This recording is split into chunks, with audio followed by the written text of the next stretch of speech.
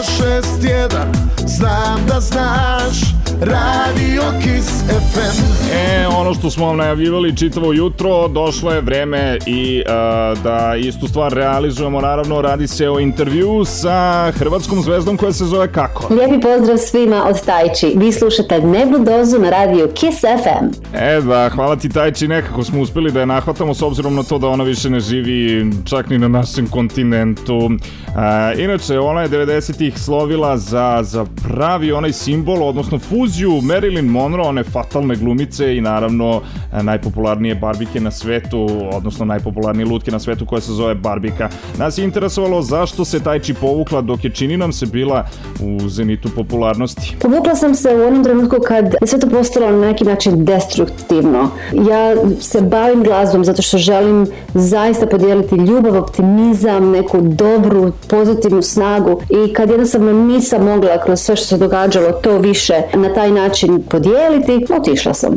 Dobro, a je li bilo teško ostaviti sve iza sebe i početi novi život na novom kontinentu? Najteže od svega je bilo ostaviti ljude, moju obitelj, prijatelje, fanove, ali početak novog života na novom kontinentu je bio velika avantura za mene. Novi početak, nova stranica koja je obećavala i omogućavala što god je bilo u mom srcu. I sve je bilo moguće. A evo sa kojim se to problemima Tajči suočavala tokom perioda adaptacije u Americi.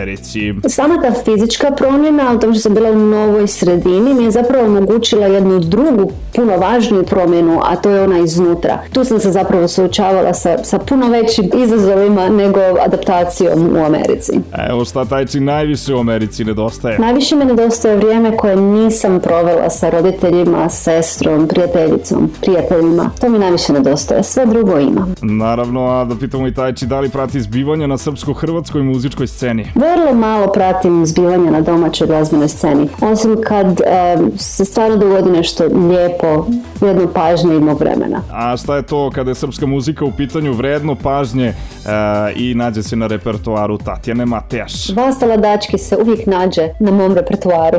Dobro, da li se Tajči još uvijek bavi pevanjem? To je ono što nas itekako zanima.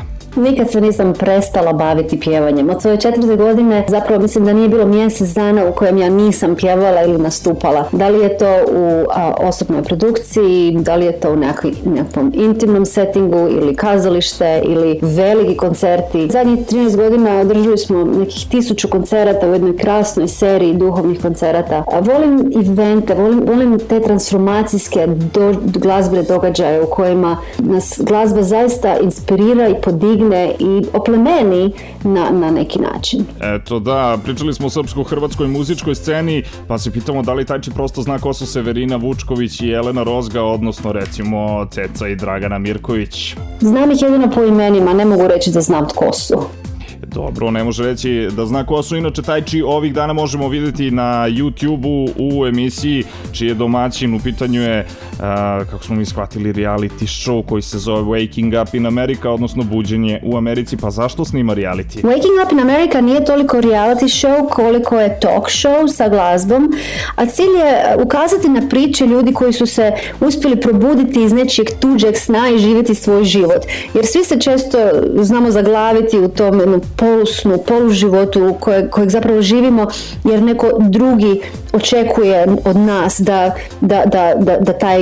na taj način živimo. Probuditi se znači iz toga i živjeti život za kojeg smo mi stvoreni. Bravo za Tajči, a da li Tajči ima još uvijek podršku fanova? Imam veliku podršku i od obitelji i prijatelja i fanova jer postoji velika potreba. Mislim da ljudi žele, traže da ih neko podigne, da im neko da za pravo, da ne trebaju živjeti po nečijim tuđim šablonama, izgledati kao te photoshopirane slike sjajnih velikih zvijezda i njihovih nerealnih života.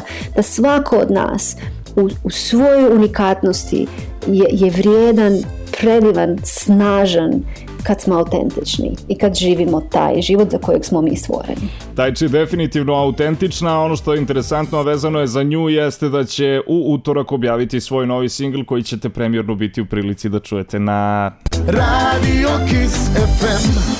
Moj mali je opet